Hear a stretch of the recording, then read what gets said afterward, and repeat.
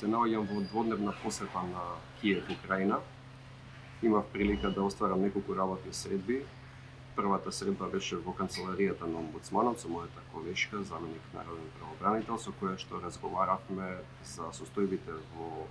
Украина со почетокот на војната до денес, за прекршувањето на човековите права. Навистина состојбите се многу неповолни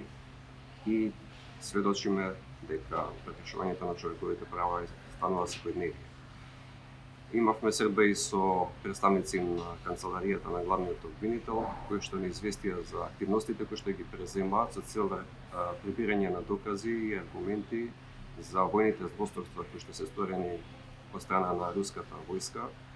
и во текот на војната агресија. Добивме навистина фрапантни информации за убиени цивили, за раселени лица, принудно раселени, за војни затвореници, деца кои што се исто така жртви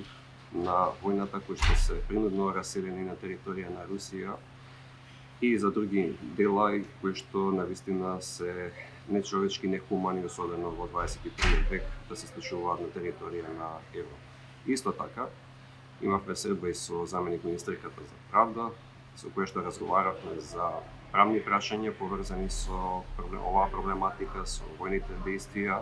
со нивните идеи за тоа како да се справа со состојбата, односно како да дојдат до подобрување на состојбите, пред се во пронаоѓање решение за формирање на компензацијски фонд, со кој што ќе треба да се компензира штетите предизвикани од војната, за правните дејствија кои што планираат да ги преземат во врска со војните злосторства сторени од страна на руската армија. Но од моја страна им беше даден еден конкретен предлог, затоа што во моментов еден од главните проблеми со кои што се соочуваат се војните заробеници кои што се наоѓаат на територија на Русија и јадници деца кои што се принудно иселени во Русија, а од територија на Украина. Мојот предлог е да се формира тело од страна на представници на институциите омбудсман од неколку држави,